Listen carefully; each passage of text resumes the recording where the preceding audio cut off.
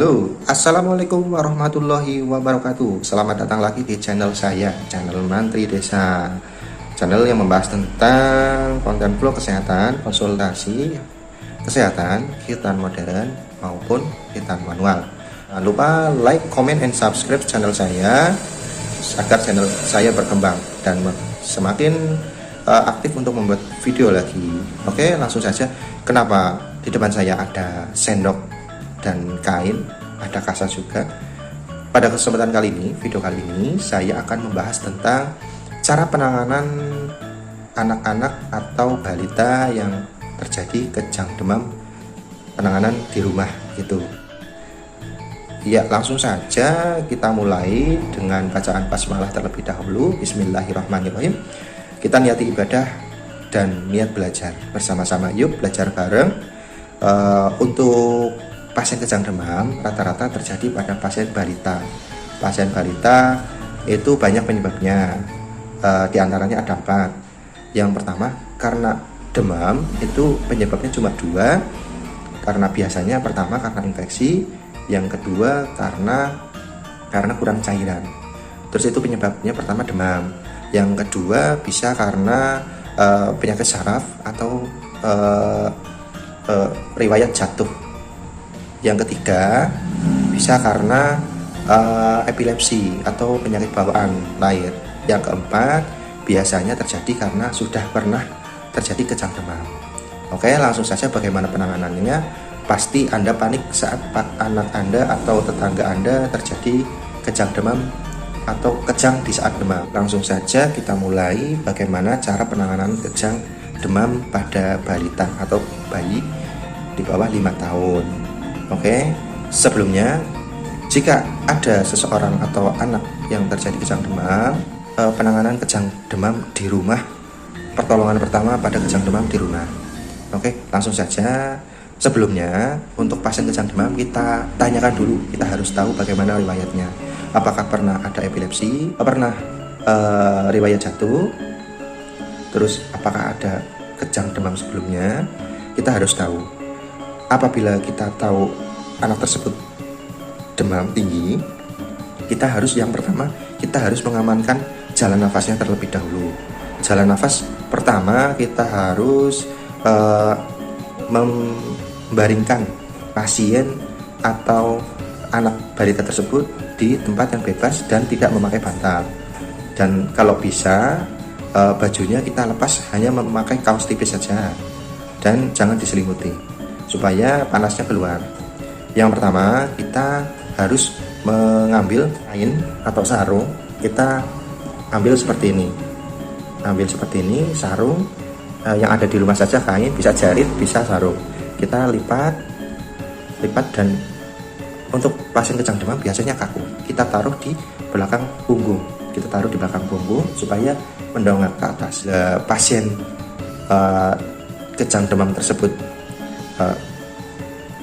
masih belum sadar, jangan sampai diminumi walaupun sedikit atau 1 sendok, karena itu bisa beresiko masuk ke saluran nafas dan itu akan membuat fatal.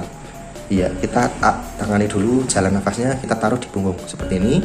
Kita taruh di punggung sehingga kepalanya turun ke bawah. Iya, terus kita amankan lidahnya. Takutnya kita untuk lidah itu bisa masuk ke dalam tenggorokan sehingga menyumbat saluran nafas.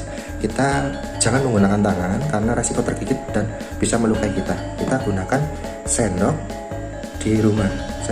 Kita gunakan, kita balutkan ke ujung sendok seperti ini. Setelah itu kita buka mulutnya, amankan lidahnya, kita masukkan ke dalam mulut. Apabila sudah terlihat aman lidahnya, kita pegangi sendoknya. Harus dibantu dengan orang lain. Oke?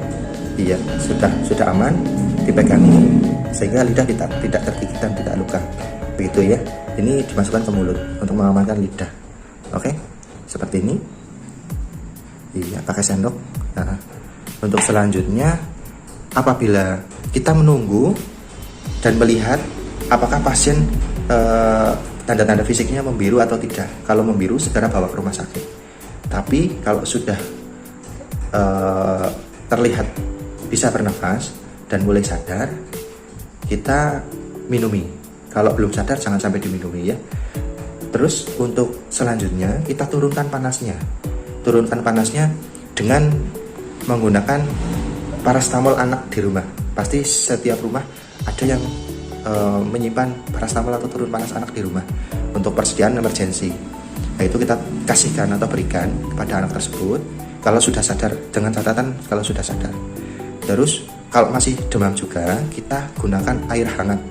Air hangat tersebut kita ambil kasa bisa atau kain bisa, handuk juga bisa.